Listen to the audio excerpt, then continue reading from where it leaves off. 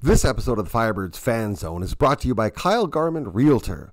Whether it's your forever home or that perfect desert getaway, Kyle Garman and his team at Keller Williams have the experience, integrity, and tenacity you can depend on to make the dream of home ownership come true. The Fan Zone is also brought to you by DesertDefenseLawyers.com. It's a fact that bad things happen to good people, and DesertDefenseLawyers.com is there to make it better when it does. DesertDefenseLawyers.com has been keeping good folks out of the penalty box since 2008. The Firebirds Fan Zone is all about sharing the Coachella Valley Firebirds fan experience, so if you're enjoying the show, please remember to subscribe and hit the notifications button so you never miss an episode. If you're really enjoying the show, please feel free to share it with the world. And of course, hit that like button. Okay, if you're ready, we're ready, so let's get into it. 3, 2, 1... Firebirds goal! Scoring his 13th goal of the playoff. The captain, number 17, Max McCormick, assisted by number 19, Cameron Hughes. Welcome to the Firebirds Fan Zone with your hosts, David and Kyle. Wow, that's pretty good. That's strong. Really?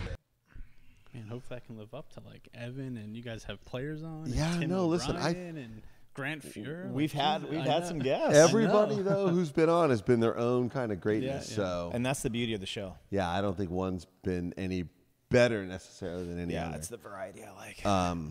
All right, so but here we are. We're back again, right? So excited. We took a little break. Took a break. Took a break after Christmas. Happy Did a little holidays, time. by Happy the way. holidays. Well, whatever. Happy New Year. Happy Can we New still Year. say it's the 29th? Can we still say Happy New Year? Yeah. This is the last time, though. the last Not time. saying Happy New Year after this. Anyway, so we're back. We're gonna start today the way we always start. Yeah, I just want to thank everybody again so much for everybody's support and just, the continuous love and the outpour. And, we're out at the arenas a lot and everybody will come up and still say, hey, we love the show. So thanks for supporting. Have not reached my 300 subscribers. Still would like to what's reach up with that, you guys? Come on. So That's just- if you can just pass this along. Share. The little button down there somewhere says share. Just share. Share, like, subscribe. It's a real easy concept. But no, seriously, it's been awesome. It felt weird taking that break, though. It did, but I'm very actually happy and relieved to be back. Me too. Yeah. So, and we are back with. You may have noticed that the production this season, especially the last handful of games, has really stepped up. It's been amazing. I mean, it's been a thing. I was in Charlotte, North Carolina. I went to a Checkers game a couple weeks ago. Your text message was really good, Dude, by the way. This ain't that. His text message was great. And today we've got for you the guy responsible for it, Ron Gaita. Yeah, welcome. Welcome to the Fan Zone. Thanks for having me. I appreciate the kind words there. I was also in Charlotte last season because, I'm sure we'll get into it, but I came from Lehigh Valley, and the Phantoms played the Checkers in the first round, so I was out there for 3 games. So you saw Greasy Keys? Greasy Keys. I think he was only there for 1 or 2 of the games. We had 3. He wasn't there for one of the games, but Greasy yeah. Keys Greasy is their organist guy Okay. that plays, because they have a legit old school organ, and he's right down by the ice playing it. I think he looks like his name sounds. Greasy Keys. Greasy Keys. Okay. I'm going to just believe you. Because, trust me on that one. Why didn't you take a picture and send it? I did. I sent you a picture. I'll send it of again. Greasy Keys? In fact, I'll tell you what. I will post it Okay.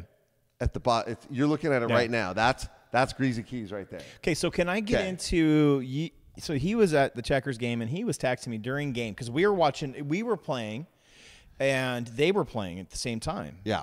And it was weird for you not to be in your seat, by the way. You were missed. Yep. You're always missed when you're not couldn't there, be by the way. Things to do.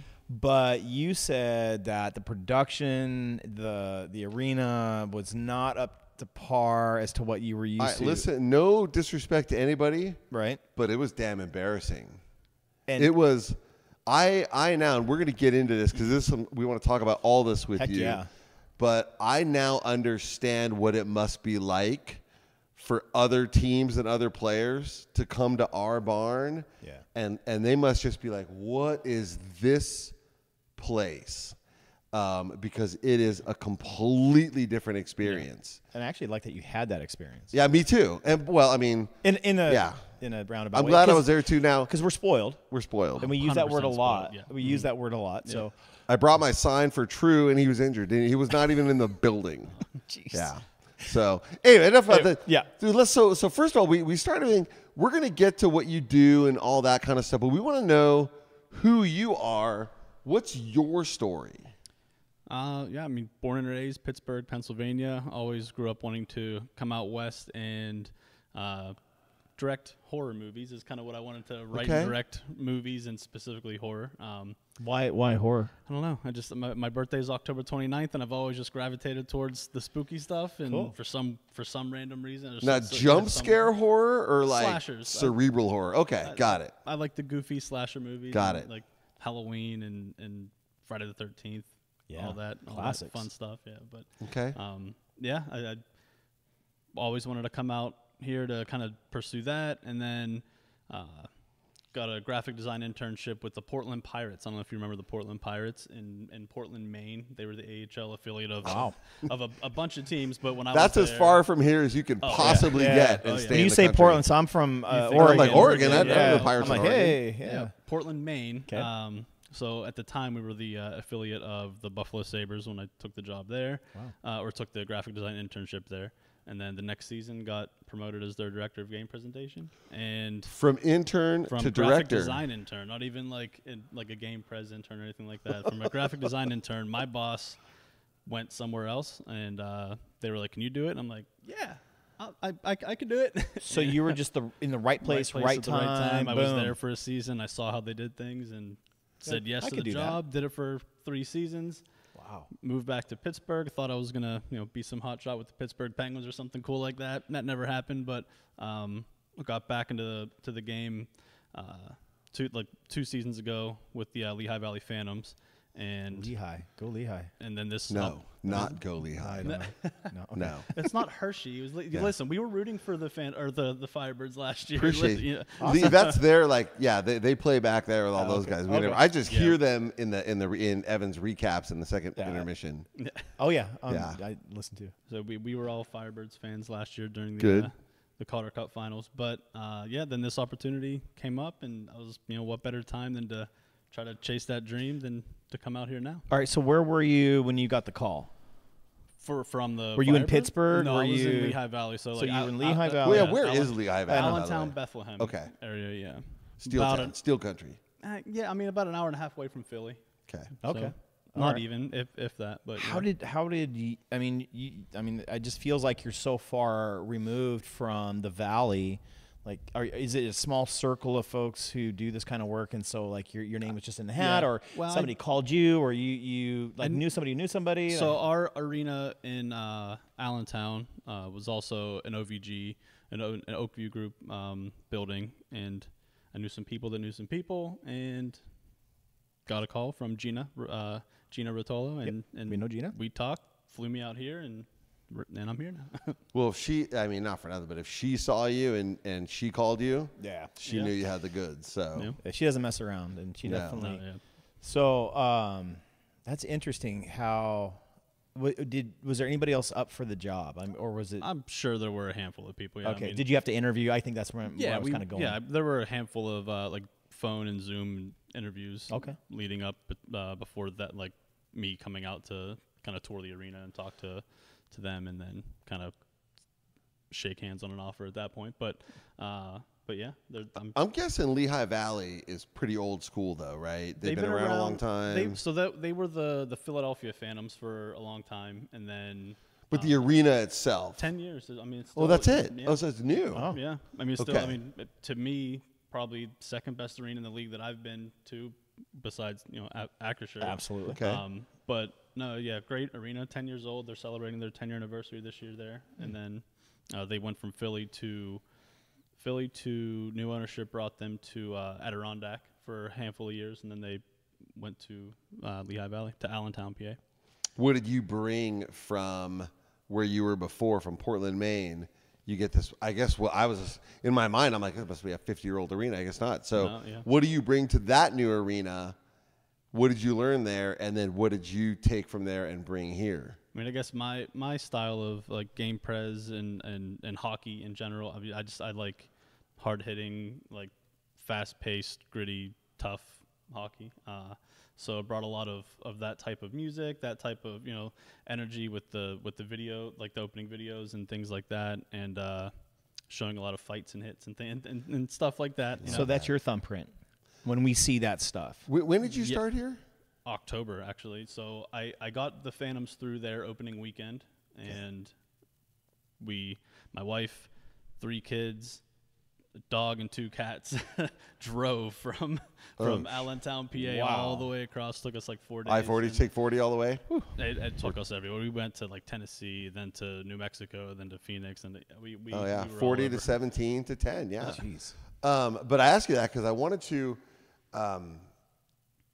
we were talking about this before. I don't think we've talked about it here, but the first few games, the Prez was a little there were some different. growing pains. Yeah, for sure. And then at some point, and I feel like it had to have been later in October, that all of a sudden, like the boom hit. My first game by myself here was Dia de los Muertos.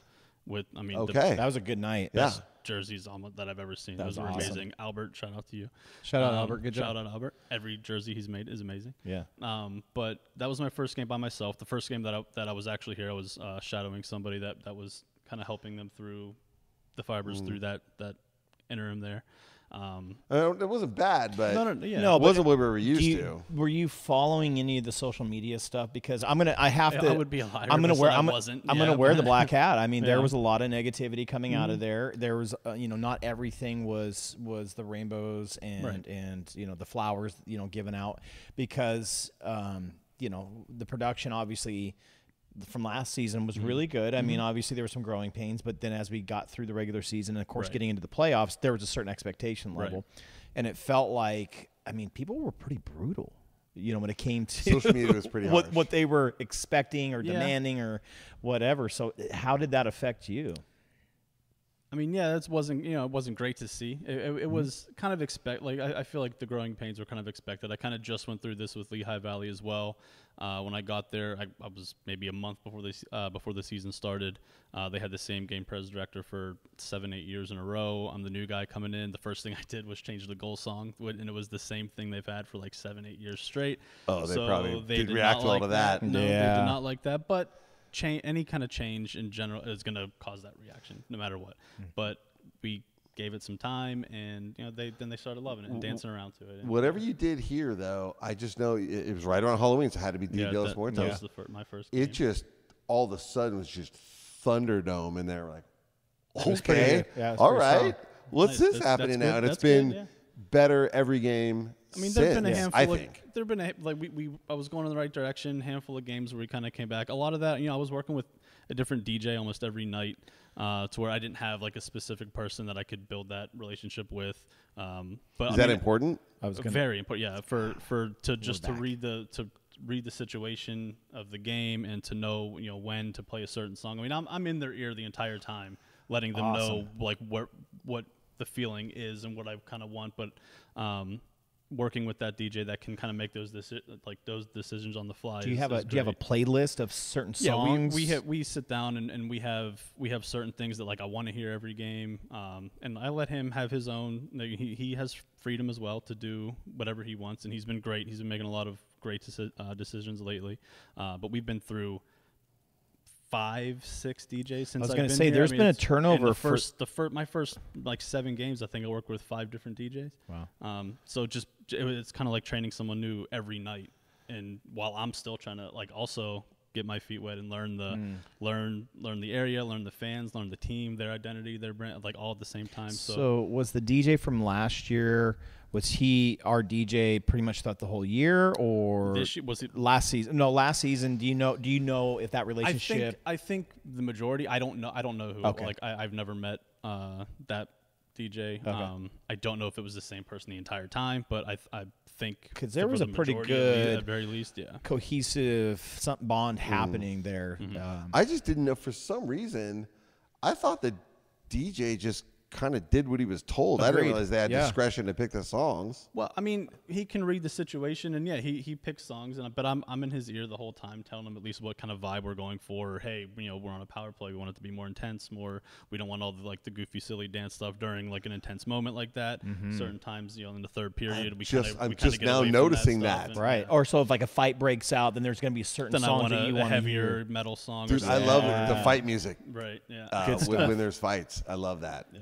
That's really interesting. So this is why I love doing, and I've always since we've been doing this show, having these conversations. When we get folks in the chairs like this, because like Dave, I just assumed that it was free reign. DJ's just freestyling whatever he just is There feeling. were a couple of times this year that was that's happening cool. with different DJs, and didn't end up so great. Okay. So yeah, but where we're at right now with DJ Beneficial is his name. I'm sure DJ Beneficial. we throw him up on the video board during warm-ups. We Yeah. tag him all the time, so go follow him. He's great. He's been doing an amazing job. See if we can get him on. Yeah, I'm sure he would I'd love that. I'd love to actually. have him on. But no, he's been great, and I definitely trust him, and he takes direction very well, and he trusts me. I trust him. It's been great. So, Go ahead. Country Roads. Yeah, there we go. Now, because we will always notice when it's not played, and I will say I haven't not played it once this year. You have not, no, you I haven't not played. And I I'll played take it every game at that the I was 13-minute there. ice Yeah. sweeping break. And I hate to be so predictable of when I'm gonna play it. I have situations in my head to where I won't play it, but we've never hit that yet. So Okay. and knock on wood, like we when? won't. I mean, we're down. God forbid the team's down by 5 at that point in the game. I'm not going to do it at that point. But see, that's when we need it, Yeah, right? but down like that. That's what's the. I don't know if the team I don't know. I agree. I don't know if from that's the right situation all to right, play so- it when. But down by 3 or less, or up or tied. I feel like that's an okay spot to play that. And song there at has that been. I point. think we've been in moments where we were down, and then all of a sudden it came on, and it kind of lifts the fan spirit. There were times where and- I flipped it from that 14-minute to the 10 just because it wasn't the right time yet, and then we scored 2 back to back in between that 14 and 10. I'm like, all right, well now we're doing it now. Yes, we're gonna I don't flip think it things matters around. when just as long as we hear it, as long as everything is As we- scripted to yeah. the second, and that is also scripted at a very specific spot. And I think only once or twice this year I've had to move it, but I've never not played it. And they for- told for you the guys. story though. It was a total accident, right? A total. I don't fluke. know the exact story of why, but I was obviously made aware that song is the song that has to play. It was and just a fluke. They said that whoever was doing it back then had a choice between that song and another one, and just whatever. I don't care. Just play that one. Yeah. And it just happened to stop. The puck just happened to drop At the right time. right before the Wow. chorus, and the entire arena kept singing the chorus. That's awesome. And it was I mean, sealed. you For guys and then we sound- scored. and then we scored. And yeah. then that was And that's happened a couple of times this Yeah. season as well. It does- there's stops, something everyone magical. Everyone cheers for themselves and they do it because it's great. You guys sound amazing. And then all of a sudden the Firebirds score then they scored. and the roof blows off. Yeah. It's great. Jason Hernandez actually he was there when that happened that night. Oh, So yeah. if you guys ever get a moment and you're sitting and talking about it, but he tells the story really well. But it's true. Like he knew in that moment when he was calling the game or watching it, and it just happened. It was one of those magical, like, oh my God, this is incredible. He just knew like we have to do this every game now. Like it has to be. You know what I was watching the game the other night at the Stars, in Texas. They play it, and Charlotte played and it. they sing it. And they sing at Charlotte. Not as the well same as thing. us, No. but Well, there was I only thought like Charlotte- 1,100 people at the Charlotte Yeah. game. So I thought Charlotte did something with that too. When I They- was that's interesting. They Yeah. played it, and I didn't know if it was their thing or just a thing. I But think a handful of teams Yeah.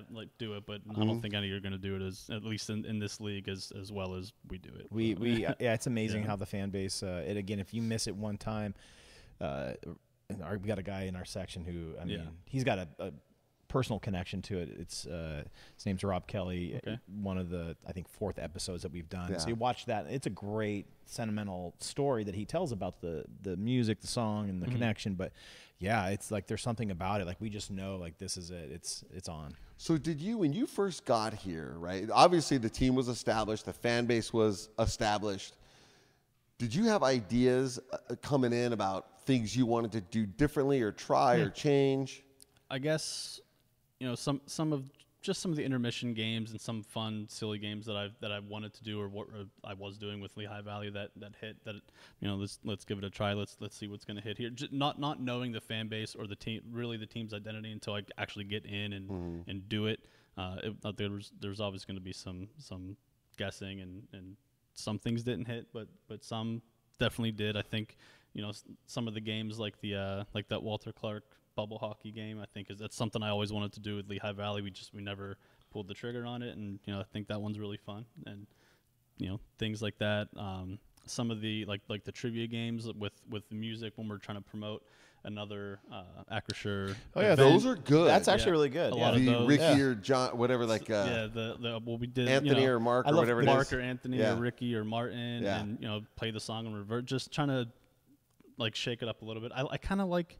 I don't want to say trolling, but I kind of like trolling the fans a little bit, knowing that if you don't get 2 out of 3, we're probably going to give you the prize anyway. But so why not have fun with it and make people laugh and have a good time? And I don't want to make it impossible, but some of them I think during Christmas we did Santa's reindeer. It was like name 7 of 8 of the Santa's reindeer. The first one starts with obviously that's Rudolph, and then the next one just a real life picture of just a real reindeer, and I don't know. Who knows? Like it's Don. How did you not know that was Donner? Look at the antlers, man. Like come on, the bushy tail. That's Vixen. Like come on, you have to know that. But what didn't hit? You said that you tried some stuff that didn't hit. I can't think of anything. I think some of the. I'm trying to think of one of the songs I tried, like the sing song. I think I tried to do. Maybe it was either last game or the game before. I tried to do. We didn't start the fire, just like to get a sing along going at intermission, and I think Evan was the one that told me like, yeah, it's just a really hard song to sing. I'm like, yeah, I think you're right, because I was just hoping when the chorus kicked in, like it would have hit, but that one didn't. So I'll scrap that one for now. But so it's still a trial and error. Yeah.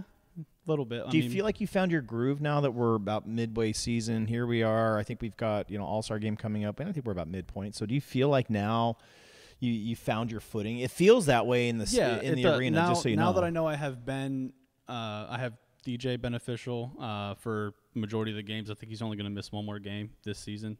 Knowing that I have him and I can trust him, having a good relationship with the control room up there. All those guys. It took a minute to kind of get that working relationship with these. There's people. A lot of moving parts. Huh?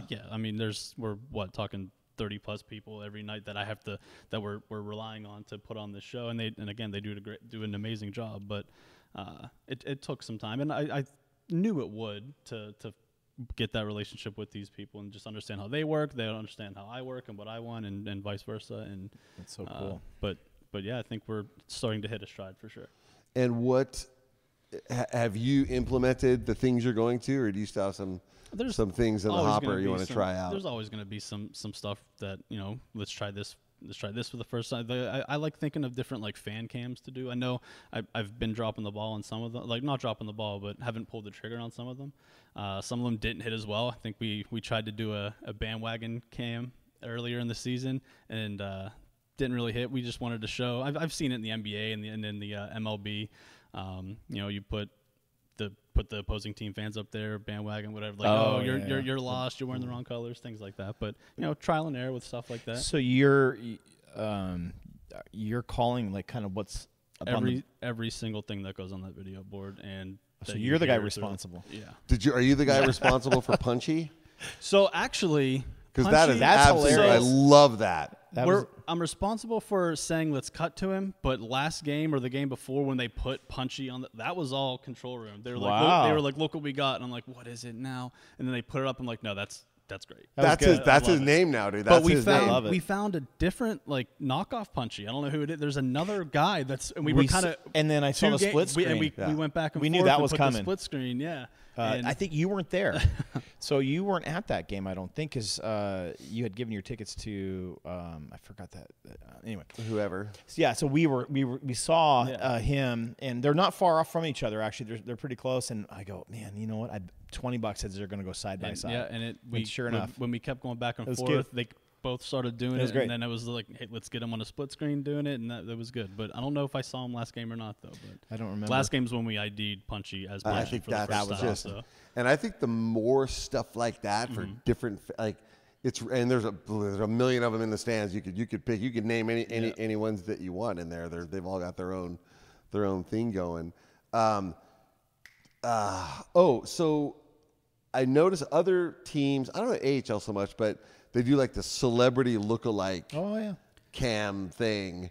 That seems like it'd be really hard. It would be really hard with a smaller staff. There's a way you can do it and have it make sense. I mean, you can do you pick Stone Cold Steve Austin or you pick Mr. Clean, and there's going to be a bald guy in the stands.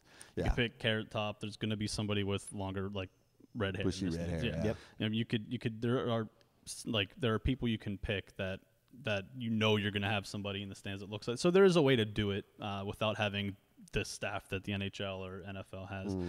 But it's definitely something that we've been throwing around to try to figure out.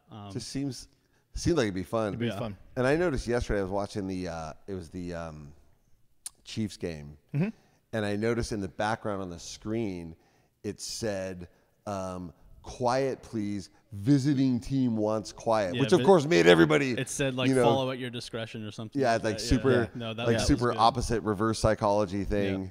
Like just stuff like that. Like who is? I will say the one thing I've been struggling might be a wrong word, but trying to figure out how to make that video board. Even though I love the video board, it's amazing. It's huge, but I'm used to the traditional center hung. Yeah, and specifically with things like noise meters, where everybody can see it from wherever they're sitting in the stands. This one's a little different, so we've been testing different things. Right? The band around the ribbon. We have the LED ribbon, but just a little different from everybody being able to see that center hung board from no matter where they're sitting in the arena. But I think we've been doing a good job on having our noise meters hit and doing different things like the Fuego ladder noise. Yeah, that's crazy. I don't know who signed off on that, especially for OSHA or whatever, but he brought it to me and I said, let's do it. Instead of you're comfortable with it. It's pretty wild. Well, and it gets everybody going for sure. Yeah. Oh, it's great. Yeah. Did you know coming into, I'm sure you heard about Acrisure and the fans. I think there was probably because, there was a buzz around. Did we live up to, the energy, the fan base, the fanhood? I mean, Dave and I are out there doing our thing along with 10,000 other people. It's great. I've never really seen an AHL crowd like this consistently like this. Really? Every night on a Tuesday, Wednesday night, having 7,000 people consistent. I will say. Of course, it's going to have that's a good crowd for other AHL teams on a Saturday night, and that's not that's our Wednesday crowd. It's great. The atmosphere is amazing. Yeah. Does that create more pressure for you though to step it up? Yeah, I mean, but I like that. I'd rather, I want to put on the show for as many people as possible. I want as many people to see, what we do and have fun. And when you hear that roar of the crowd, it's like, yeah, that worked. That's great. Now if we do something that falls flat and 10,000 people just boo or don't react, it's like, shit, I don't know. This didn't work. That didn't work. On to the next one. Yeah. But yeah. But I think we don't, as fans, we don't really remember the stuff that didn't work. Not as much. I don't think so. Live off and dine off of all the stuff that does work. So I think a big part of it early on, at least, was definitely the music. And once we nailed that down, I mean, there's still little tweaks here and there that we're working towards, but the music was the big one. Once we nailed that, then it got so much better. I agree. For everything. I agree. I think a lot of people that we spoke with too, I think it was the music, and then there's also the volume, finding that right happy medium. That's always going to be a tough thing to do. But it was a little bit loud early on. Early on, it was pretty loud. There was a lot, But now it's I can't honestly. It feels like last season. If you ask me to say, hey, give me 3 things we could do differently, I don't know. That's good. I'm glad that we. Well, the production, the music, and I think even the play on the ice is starting to feel now more like last season. We're at that point again where it's like, okay, this is starting to feel a little more normal, quote unquote normal. So you can't recreate what happened last season, but it is starting to feel like, okay, we're hitting our stride. A handful of games felt like, and I wasn't here last year, but other people tell me man, that felt like Game 7 last year. That just, I'm like, man, a Wednesday night in the middle of the season. That's great. That's amazing. I would say, player intros have been getting a lot better as well. I mean, I know we don't have the fire every night. We do it backwards now. Yeah. Oh, which I like better. I'm used to doing starters first, and then the whole team. And when I first got here, we didn't even do starters. Everybody just came Jason out. did it beforehand. Yeah, just like like saying who was starting, and then the whole team would just come out, which is fine. But then I was doing starters first, then whole team. Gets a little congested back there in the player tunnel while they're trying to come out. So, and it's harder for them to kind of line up how they want to and to get those starters out first. So we went whole team first, and then I do defenseman, wing, center, goalie. So Ed Hehouse, who's been a repeat guest on our show, and he's the off-ice official, we were just talking about that at the last game. And according to Ed, we do the only thing different than anybody else. Our goalie comes out last versus first. Everybody else, goalie comes out first. They lead the team out. They lead them out. So can I ask? There's no like reason. This is what I was doing with the Phantoms, and I like that. I just think it looks badass having that guy come out last. I agree. Following him with his mask. He's big, intimidating. Totally. We follow him the whole way with the spotlight till he gets in the net. Yep. And then we drop the lights for national anthem. I just think it looks. I'm with you. I just when he brought that up. No, goalie usually leads the team out. Yeah. I had no idea. Yep. But I mean, it's we try doing anything we want, right? And I haven't had a team. Usually, if the team had a problem with it and they brought it up, I would change it in a heartbeat. I'm not going to piss them off and do said a word. And the only thing they requested was full team out first because it's harder to get the starters, which makes sense. That makes perfect sense. Let's get the crowd going, right? Right. For the last game, I think it was the last game. I think Petro Sepala was the first guy out. And then everybody else, it was the same Petro Sepala picture for I'm like, wait, someone's getting in trouble for that. Yeah, and I heard about it. I don't want not trouble, but I heard about it, and I knew it. I saw it when it was happening, and one of the computers crashed on us, and, and that was just up the entire time and just looping until they could restart the program, and then we finally got to go back. It's supposed to go live shot, player animation to let the camera reset for the next live shot. Back to player animation, and then we just keep doing that till the last guy, and then we follow the goalie to the net. Yeah, it did not impact the game at all. No, of course. And those are little things that probably only a handful of people even noticed. But I mean, you guys obviously did. I got my lawyer brain. I can't turn it off. It's and we're dorks. So I mean, since last season and when we first started, so Dave and I didn't know each other like a lot of people in the arena. We didn't know each other until December 18th of last year. So our friendship started there, and then we just were kindred spirits. We're just big kids, big middle-aged dorks. Yeah, just running around in with our signs and suits and glasses, just going crazy. But I mean, for us, we're always kind of keeping an eye on everything, and I think that's always been our little. Good. I'm glad that people are. That's good. Yeah. That's why I'm doing it, right? Well, and it feels good though. I mean, when we go there for 3 hours, and then it's not just the hockey, but it's the whole production, and then we walk out going, man, that was awesome. I think, I cannot speak for any other arenas like you can, but I think the fans here have a kind of a personal attachment to the whole thing, not just to the team, but to the whole experience. I think so. So, coming. I mean, it's got to be like coming in to a fan base like that can't have been easy. Yeah. No, I think it kind of showed the first couple games it wasn't easy, but listening to or trying to listen to people's suggestions, and like you said, I'd be lying if I said I wasn't on the Facebook groups and all that, seeing what was being said, and and I get it, that's fine, but yeah, I mean to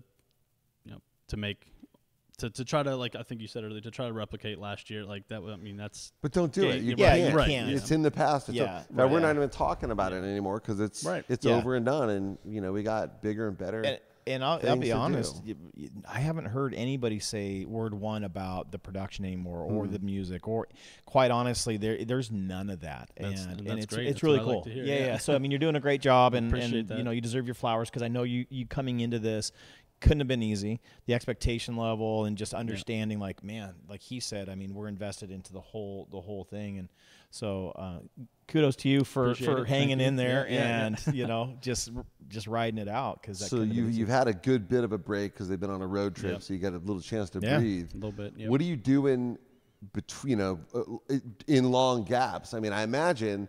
I want to know what you're doing in long gaps, and then I want to know what's the preparation like game for game. So recently I just actually brought on a like a game day coordinator to help out. So this past week has been, working with her, showing her the ropes, training her, showing her the scripts, all that kind of stuff. But on a game day, I get there at 9 a.m. still, just like a normal day. Finish up my timing sheets, which are the sheets that I give out to all of the off-ice officials, get them, and the team gets them to see like when they're coming out for starting lineups. Everything from when doors open all the way down till opening puck drop, and then whatever intermission games we're playing for the off-ice for the ice crew and arena ops and all them, to just see what we're doing that day. And that's all you. Yeah, yes. That gets timed out all from me. Then I use that to make my rundown or production script, which again, literally from doors open until final buzzer, every 25 to 30 seconds is accounted for everything we're going to do from again when doors all the way until final buzzer. How do you keep it so tight? I mean, I start with the TV timeouts. I think it's easier to start with those to know what we're going to do, what game or what video or what we're going to do with those TV timeouts. And then I have like additionals, like whatever read we have for whatever sponsor read, or if there's chuck a puck and like anything like that we know we need to get in at a whistle.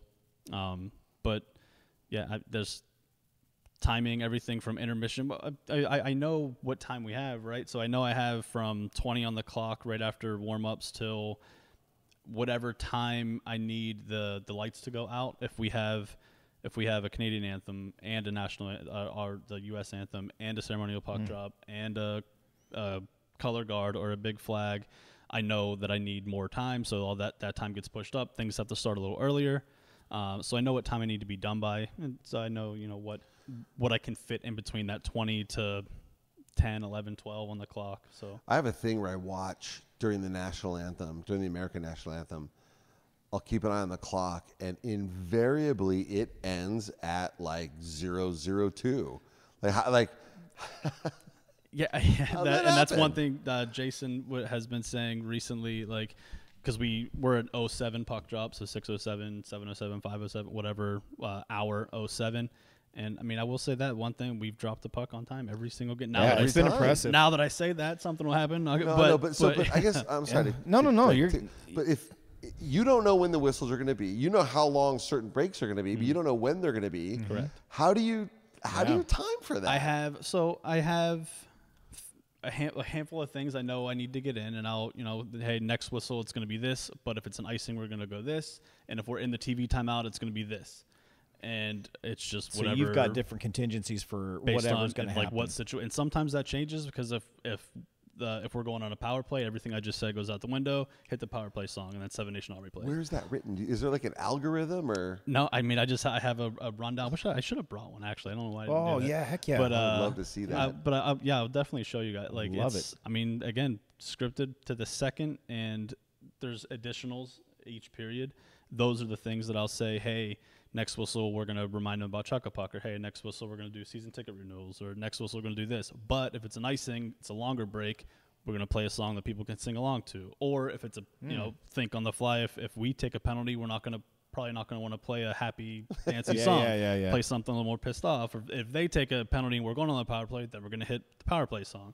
And then, I mean, it's just all, you got to watch the whole entire game from when doors open. So I mean, obviously everything has to be scripted to a certain point, but then there has to be that improv. Yeah, the entire time, all those whistles, it's all situational based on I'm feeling the crowd, feeling like actual what's happening on the ice. It's way easier. Whenever the team's up 5-2 in the third period, then it could just be a bunch of fun songs that people want to dance and have fun and party and sing along. Yeah.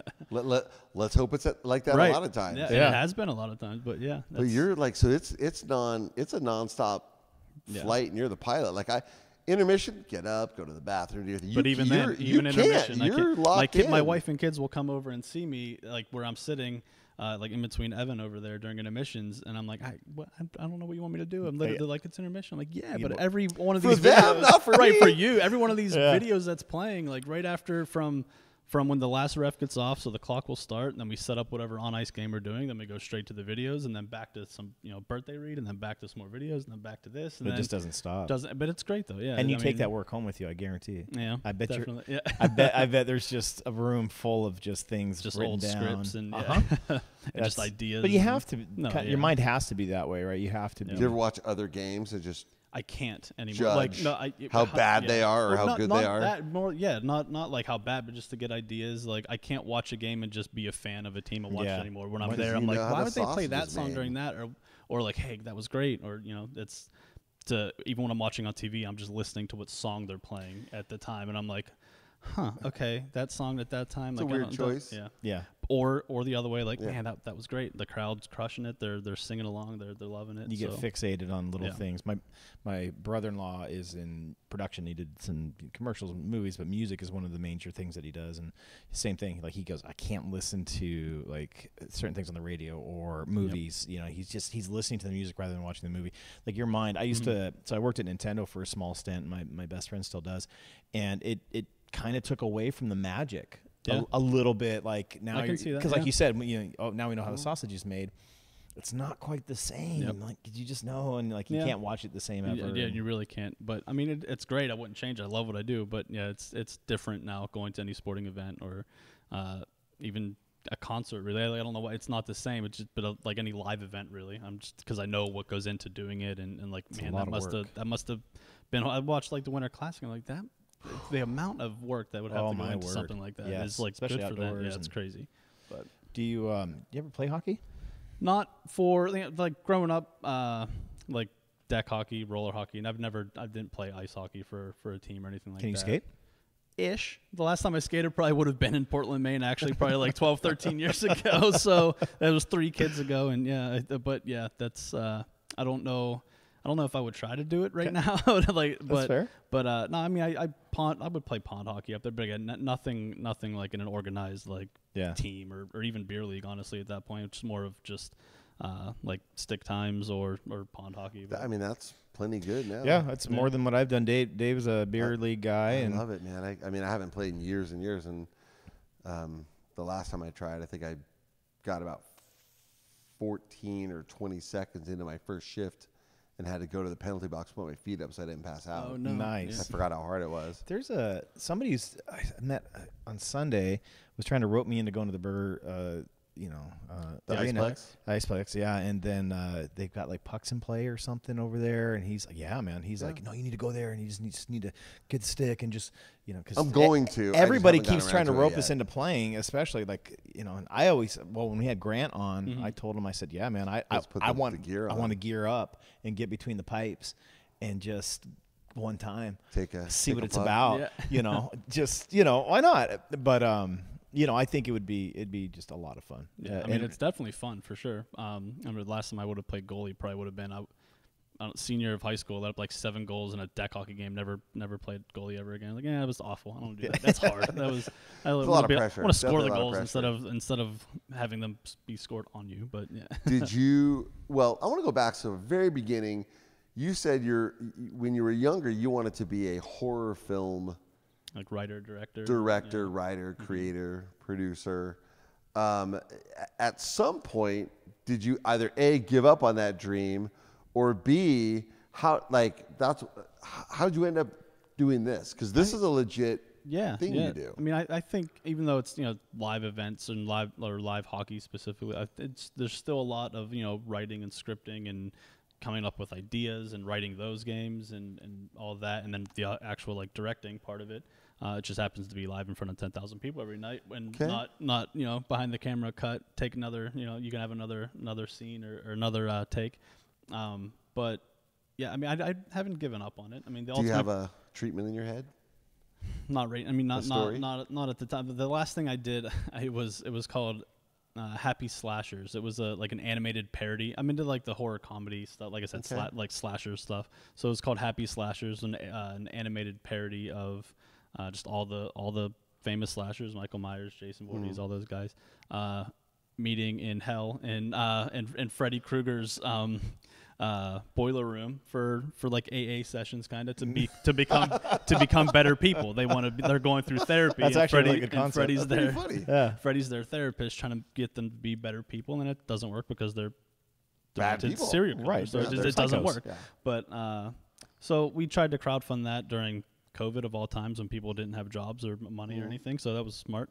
But then Michael Myers people gave it kind of the cease and desist on that one. Oh yeah. Yep. Yeah. There's a lot there. And they're like, hey, that's satire, not parody. I'm like, how would you know that? You haven't even read a script. You don't know what's going on. Like, it's not. And he's like, nope, take it down. I'm like, okay. So they shut us down. But we had some shares on some big like horror like Facebook groups and things like that, and publications. And then the big one that shared it, they had like over 1 million followers. And that same day, that's when they came after us and shut us down. And What's your favorite horror movie? What's your favorite horror movie? There you go.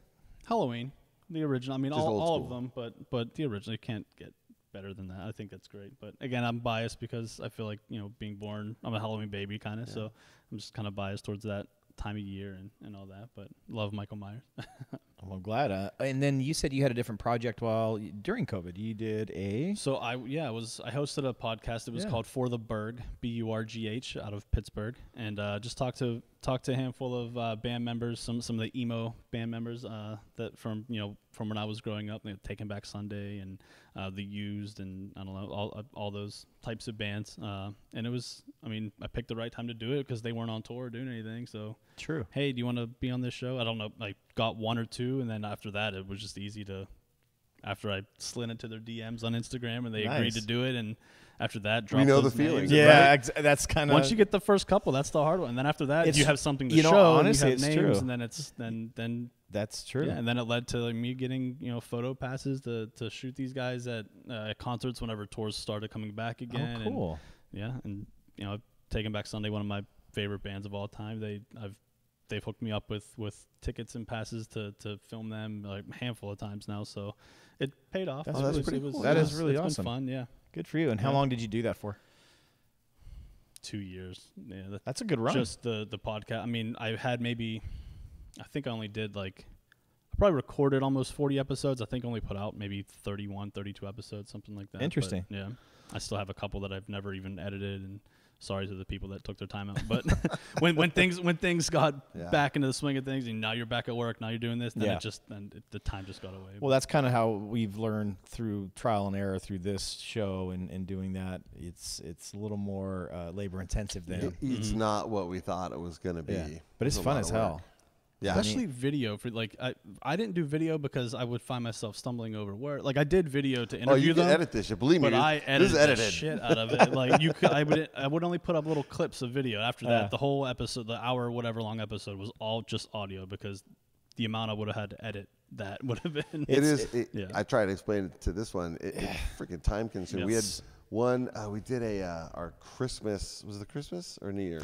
It was the New Year's. New Year's. Yeah. Well, we had multiple guests, Yes. and we're cutting back and forth. Yep. Dude, it took hours. Oh, no, Christmas. It was the Christmas one because we had certain fans on. So we had like Mama Bird, and we had the Baby Fuego family on, and then we were trying to, and so this is our editor. So Dave does a great job of doing the editing, and he does all that amazing stuff for the show. That's his niche. The graphics down there. I do other things for the show, and so we. And when I found out he has this background, I was like, "Oh, dude, this is awesome! It's all in house. This is great." And then he tells me, "Like, yeah, man, I spent 4 hours hammering this out." Just like one 6-minute segment to take 3-4 hours to. So I'm appreciative of him. Right. There's your flowers. I love you. Yeah, no, you're amazing. I'm happy Otherwise. to do it. Did you film them all? Did you do it all at the same time, or did you do them at different times and then just? They splice came it all in together? 30-minute blocks. Got it. We had them. I was going to say that was one thing I didn't try to tackle was interviewing 3 people at the same time. We've had over each other. Yeah, it was interesting having multiple people on, and then we looped them and did some things. Yeah. But so we're figuring it out. We're learning as we're going. Yeah, just like anybody else. Yeah. Each episode is a learning curve. Like, see how the lights are set up? It took us 14 episodes to figure out that's how to put the lights and not. Hey, that's great. We're getting there. Yeah, we're making it happen, and we've done some fun stuff. I think one of my favorite episodes, recently when Matt Tennyson was in town, and we were able to get a hold of him, and we did it at the Classic Club. That's awesome. I know, it was really cool. That's really cool. I mean, we're spoiled. I mean, we've had, some moments like that. And was that when he was here, when he dropped the puck? Yeah. Just before, I think he was leaving that day or getting ready to, and we were able to capture him that morning, and he was so gracious, and he's fun. Dude. He's going to come back. I think he's agreed to come back and be on the show, and he might be a repeat. That's awesome. Fun guest for us. But yeah, I mean, it's cool to talk to somebody else who's gone through this experience. Yeah. Because it's not, everybody thinks, oh yeah, you can just sit down and do the thing, and it's a little more work. I think, especially during the time I was doing, I think everybody at that point, everyone had a podcast, or everyone thought they could have a podcast. That's true. It's harder than it looks. It's definitely, it's definitely harder than it looks. Yeah, but we love it. We love it. We get to have guys like you. So I love having these conversations because, again, like the 10,000, we're just two voices for the 10,000 who have these questions. Yeah. Like, how in the hell, do they know to do this thing at this moment, or just learning that the DJ and you guys are having those conversations, I think that's monumental. Oh, for sure. What is, I know you said before that you've got ideas and you're trying new things, but what's one thing that feels impossible that you really want to try though here? Could it be if you're allowed to say the slingshot? I know the slingshot. I would love to see that. I knew you guys are going to bring up the slingshot. Yeah. I've listened to some episodes. I'm pushing, man. And I did the slingshot in Portland before with the Pirates up there. Nice. I mean, I haven't talked about that one right now. We do a lot of different intermission games and some of them are sponsored, some aren't. So I can have some freedom with some of it, but some of them have to be done in a certain amount of games. So that's why you'll see some like the Rudy's Pest Control, like Rudy's Pest Control, and that one, and the Bud Light race, the same thing but wearing Bud Light costumes, and then the Walter Clark, the bubble hockey, which my idea to bring the bubble hockey was just find someone to sponsor it because I don't want to buy the balls, so have somebody else do it. What a great sponsor to do that with, right? But yeah, I'm trying to. I don't know anything impossible, or something that that maybe nobody else is doing that would be uniquely ours.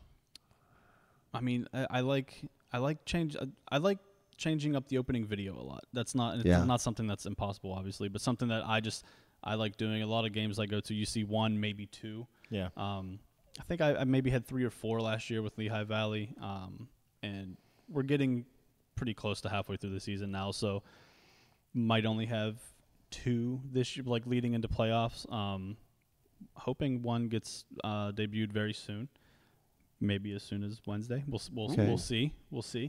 But that's kind of my thing. I like changing the opening video a lot because things are happening throughout the season to where you don't want to see things from last year anymore. Yeah, a lot of cool stuff has happened. We'd throw those into the opening video. I will say something that we've been doing here that I'm not used to doing is that double open video. If it's a theme night, we've been doing for Pride Night we had a Pride open and then went to our opening video, or a Christmas open and then into that, or whatever the theme is of the night.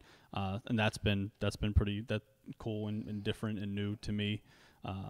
But yeah, I feel like changing the opening video a lot, not a lot, but more, multiple times through a season to keep it fresh, especially for season ticket members. I mean, for people that just come a handful of times out of the year, it's not going to mean as much to them. I don't think they're not going to notice it, but season ticket members keep it fresh. So it's and we're watching too. We're paying definitely attention. Watching. Well, I mean, the video that we have is sick right now for sure. Really good. But it's time for a change. So just and it is neat. We're halfway I agree. through the season. We're seeing clips from last year, so it's stuff that that's not happening right now. So I feel like showing some of the new players, some of the new highlights and things like that.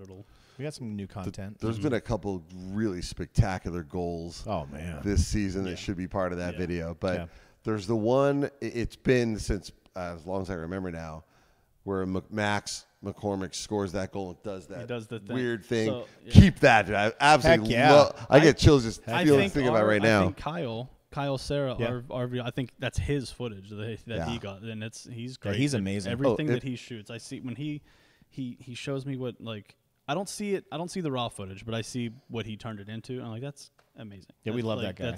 You would have thought third party came out and like filmed that and did it. Like, So we were he's talking. great. We asked him too, like, how do you just happen to be in exactly the right place at the exact right time every time? When I'm up there doing my thing, I see him in the corners. I'm like, you go, Kyle. Like he's constantly hustles. He hustles. Yes. Yeah. And when he's not taking breaks. And we've had him on the show, and we've got an opportunity to talk with him. But I mean, and he's different when he's not working, obviously. Yeah. But you can tell, man, when he's dialed in, focused. Holy crap! I mean, he does a good job. Like I'm doing my thing, and every once in a while, I'll just get a quick pat on the back, and that's just him saying hi. But then it's just he's down at the glass, and he's got his camera and video out, and he's just ready to go.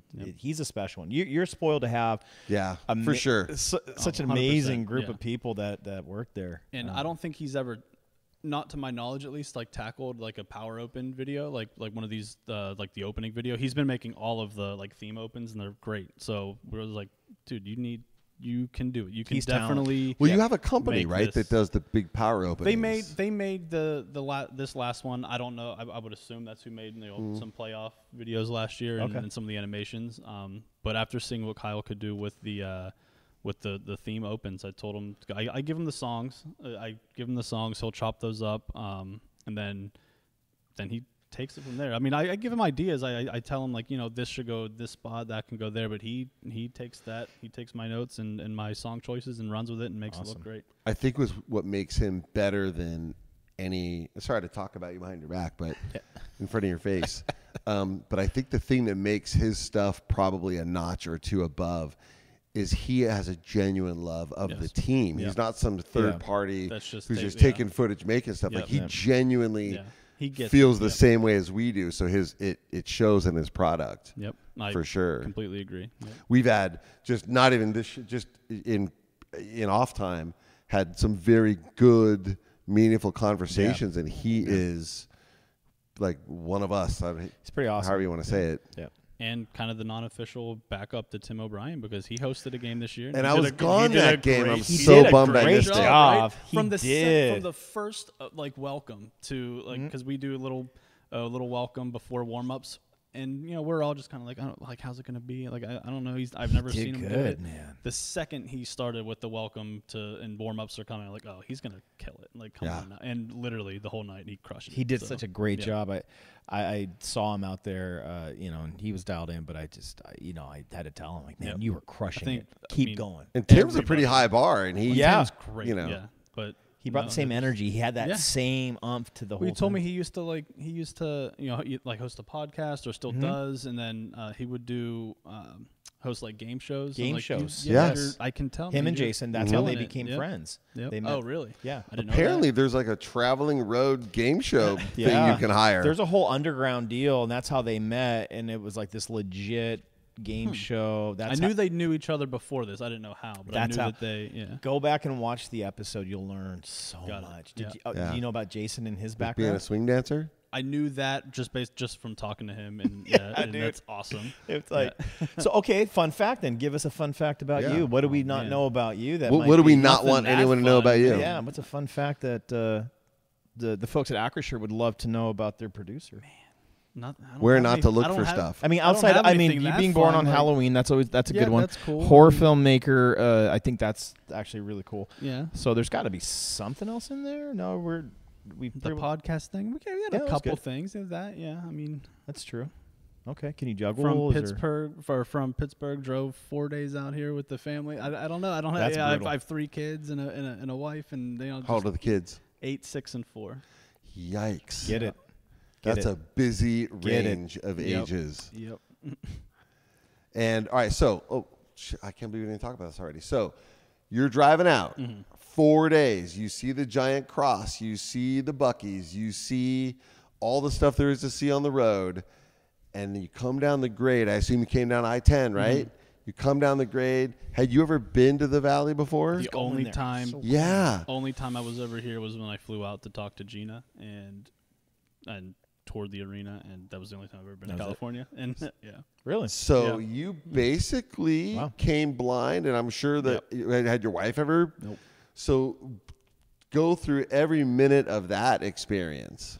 Well, we popped a tire on that stretch, that final stretch getting here, and we sat there maybe. It wasn't too long, maybe like 2 hours though, but 2 hours with with the 3 kids that need to go to the bathroom and a dog and all that. It's dark out now. We don't know where the hell we're at.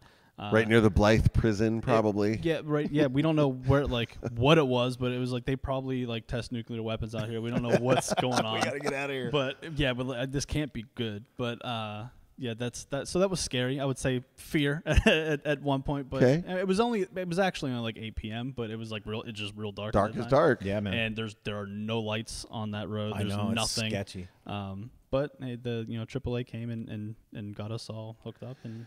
So you get here, and how was the acclimating? New fish tank. Yeah, I mean, at least it wasn't August. It was October when you showed up. And everybody said that. So They're like, you got so lucky. you haven't been through a summer yet. And I'm like, God, man, really? Like, but 120 is gonna. You get to ease into it though. Right. So I think by that time, like 120 is still 120. It's still gonna be hot. Oh, it'll be hot. I'm not gonna lie. Yeah, but it's livable. especially someone that likes to wear hoodies and stuff all day. Yeah, like, that's going away soon. It's gonna go away real soon. But yeah, everybody. Oh said shit, that. we're talking present time. You haven't been through the summer yet. No. Oh, We got that's here what like I'm saying. He got here in October. yeah, I'm October, sorry, like I spaced for a 21st. second. Yeah. Like So- most people, like myself from Washington, I got here in August, and it was like, oh my god. And then you kind of get into it, and then after October, so after Halloween is when things start to cool off. And it did, almost right away. Yeah. It was, Oh, you're gonna love it. can't gonna be wait. great. Yeah. It's gonna be great. Hey, I mean, there's pools and things like that everywhere, right? So That's it. our, For little, sure. our little complex has a pool. We got Yeah. AC. I think the best piece of advice I got on that, like, because I was talking to Uber drivers, like when I was first here, they're like, well, in Pennsylvania, you stay inside for those 3 months during the winter, whenever it's negative whatever or 4 degrees out and snow. Now Same just thing, just reverse on the it. other side. Yeah, I'm like, it's true. You know what? That's true. That's how a you good got to call. think about it. Yeah, it takes a minute for your mind to start thinking that way, but it's true. Like you spend actually it's closer to like 9 months. You're like stuck indoors, a lot of times, and then you get here, and it's only like 3 or 4 months, and then it's just it's AC though. It's not that big a deal, but it'll get hot. So then we'll get past that. But So how's your wife liking it here? yeah, She loves it. She's a nurse. She got hired by Eisenhower Health. Awesome. So Right shout on. out there. Thank you for helping her out. But great. it took a while for her to get her like Pennsylvania nursing license transferred to California. okay. So she's been spending a lot of time with the kids, with the 4-year-old especially, because he's not in school or anything. So they've been getting real close lately. They've been spending a lot of time together. But no, I think the whole family loves it. The girls, my 2 daughters, the 8 and 6-year-old, they love school. I think it's cool that or they think it's cool to have their like hallways just be outside. You just walk outside, and That's not like, a thing back east. from going for from sure. no, you're inside, and like your locker's inside. You're eating lunch in the everything's outdoors. cafeteria. They're just outside here, and it's great. Yeah, but And they're digging it, made friends, and yeah, they do dance, all that fun stuff. So they made friends pretty easily with the dance crew and school and all that. now the hard question: are you understanding the dynamic of the AHL and how it works? Are you here to stay, or are you just on your way somewhere? I'm not moving the kids anymore. So when I went from Pittsburgh to Lehigh Valley, the kids stayed in Pittsburgh with my wife for a little bit while I was there, so they can finish school and all that. They moved to Bethlehem / Allentown with me there June-ish of last summer, and then we just moved here in October. So they started Pittsburgh started a new school the beginning of the school year in Bethlehem. They were there for a couple months and maybe a month and a half, and they're starting all over again now. And at that age, like, it might not be they're not going to really notice or remember that kind of thing, but I don't want to do that anymore. So we are here to stay as long as you guys will have me and keep enjoying what I'm doing. Then yeah, I'm not moving them. Do they ever anymore, talk so. about Pennsylvania, or are they like California girls now? I mean, they just miss my dad. I really did. Yeah. They're like, when's Pappy coming out? But no, I mean, that's people just we can visit, they can visit, Sure. but no, they love it here. So that's awesome. Excellent. So you think? I mean, I don't know if you can disclose it, but I mean, as far as like a long-term, 2-3 year contract with the Birds, like, do we know if that's a thing? I mean, if you can't get into it, that's fine, but. No lengthy contract. Okay. Or anything like that. And you're not aspiring to like go up to Seattle or go to at the end of the day, like an NHL would, like, of course, that's somebody comes knocking, you're not going to turn it down. I will in the next 5 to 10. I'll turn it down, but Really? after that, yeah, like I said, I'm not going to do it to them again. But, Okay. But then I mean, think about it this way: is that you're not going to do anything different in the NHL that you're not already doing here. Like this sure. is, I say with all humility and bias, like the brightest spot in this league. No, it's really like and I think it's been said before, like the 33rd NHL team, not the 32nd AHL team. Like it's on that level. The Firebirds are definitely on that, with the play on the ice and just the organization in general. Like and the arena. 100% the arena. Yeah, like you said, like definitely spoiled with the arena. I mean, I'm coming from Lehigh Valley, which that was a nice arena too, but not this. So that's pretty. Yeah. And I want to go and visit some other arenas. I think that's really something I need to go start exploring, just so I can just see how spoiled we really are. Very. Very. I'm telling you, very. I know your text message just rings in my head. Even the media meal. I mean, like, so they would. We've heard. Yeah. You suckers. Again. I hear the churros are amazing. Amazing. It's all. I mean, it's, half the time I don't have time to go down and eat anyway. But when I do, it's spoiled. 100%. Some teams I don't even think feed their people. No kidding. But, well, like full-time people, I'm sure they have media meals for everybody coming. But I mean, we would just get catered, like whatever, like garbage pizza place was gonna, just be whatever's a there. sponsor and give us free pizza and whatever. But hey, I'm not gonna complain about free food. That was great. Yeah. But compared to but your food's not catered. There's somebody cooking that.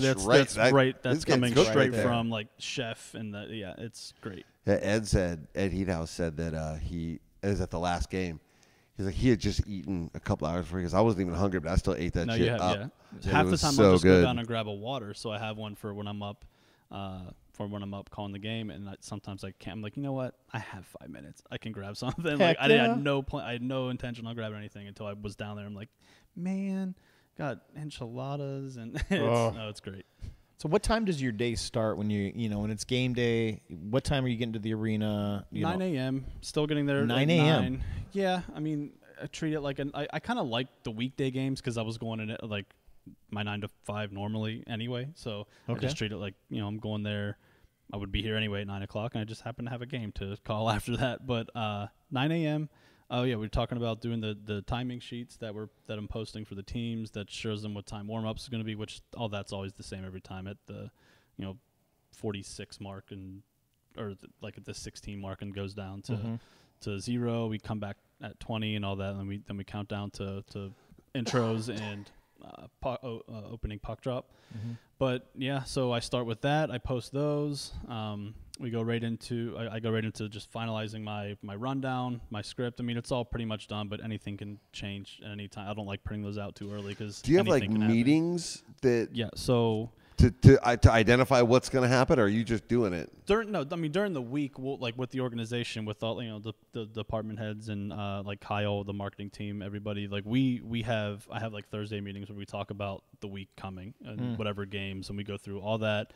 I go through everything that's going on, and then just making sure we're making everybody happy in terms of like sponsors and whatever, and making sure all that's good to go. But on a game day, so if the game's at 7, doors are at 6, promo crew, everybody get there around 4:30, 5 o'clock. I'll wait till everybody from like Tim, Jason, promo crew, Fuego, the entire control room, all the camera operators, the DJ, just so when everybody gets there, we do one big production meeting up in the control room an hour before doors, and we just go through top to bottom every single thing that's happening, and if anyone has questions, or hey, if it's something new, like this is how this is going to look, all that, and that happens about an hour before doors open, so 2 hours before puck drop, and about an hour after we do like content checks and things like that. So everything that Kyle sends over, they test all that, make sure we're good. We test the new goal horn, by the way. Love that. Oh yeah.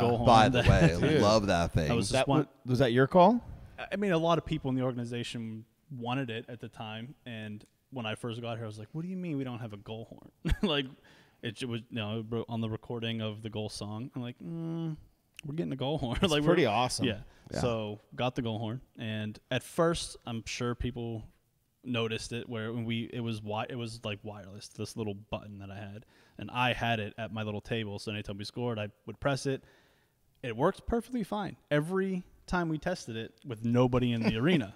But when you get 9,000 people in there, with all their cell phones and whatever. And, the frequency was, it would crap out every once in a while, but a couple games of that. I remember the very first goal with the new goal. It was like it started and then stopped and then started and then stopped. I'm like, and people are like, I remember my first time hitting a goal horn. I'm like, dude, I'm crushing this thing. And it's just like not happening. And like I think two games into it, or maybe it was the next game, like the guys that installed it, they're like, we'll stand behind you and make sure. I'm like, make sure of what? That I'm push. Can I plug it into something the right way? Like I have a remote at home. I know I can do this. I'm a professional. Well, I was the one like with the Phantoms that would crush the bit. We had a big red button, and I would hit it, and it was great.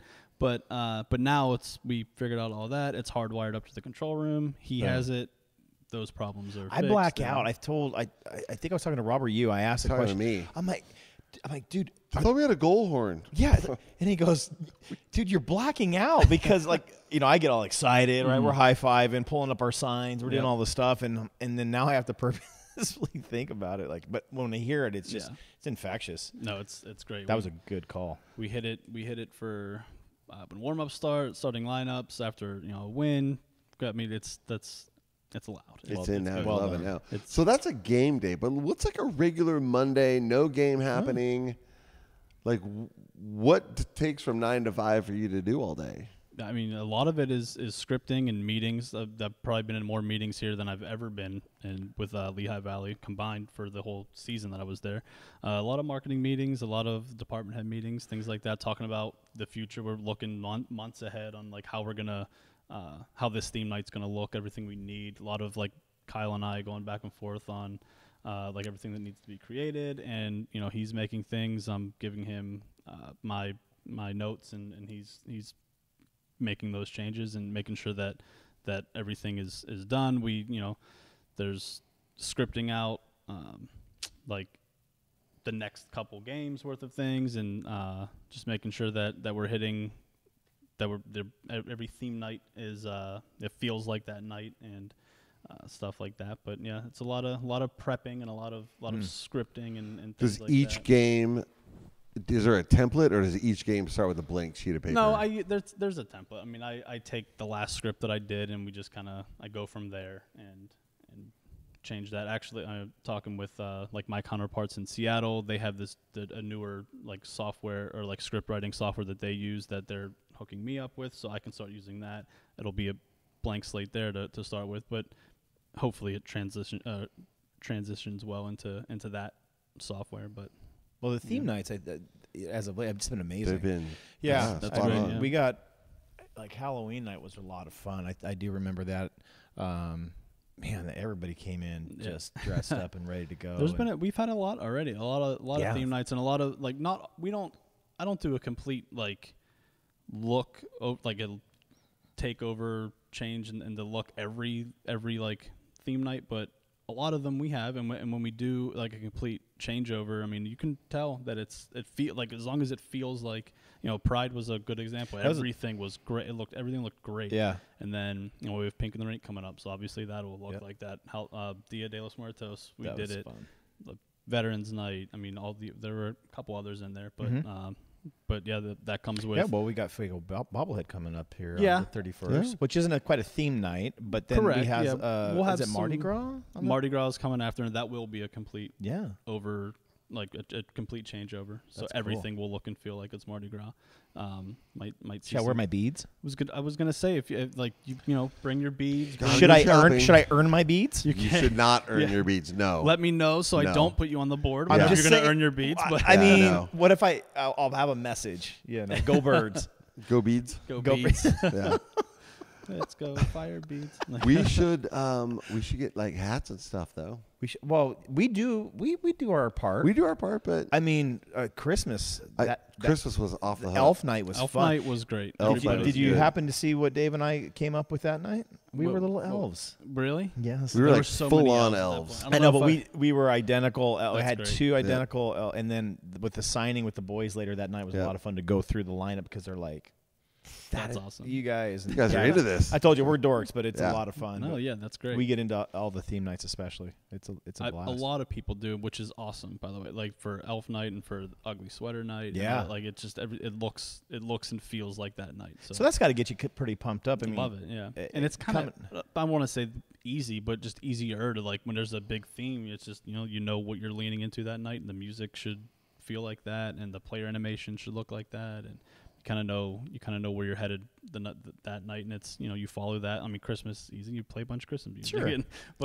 but it's I like the theme nights. It's a lot more work though, especially for guys like Kyle and Albert, and graphic designer, because everything has to be completely redone. Yeah, and, we need a new pre-open and things like that. So it's definitely more work for a theme night, but the payoff is there. I think so. It's great. It feels good afterwards. It felt like that night. How many are on this production team?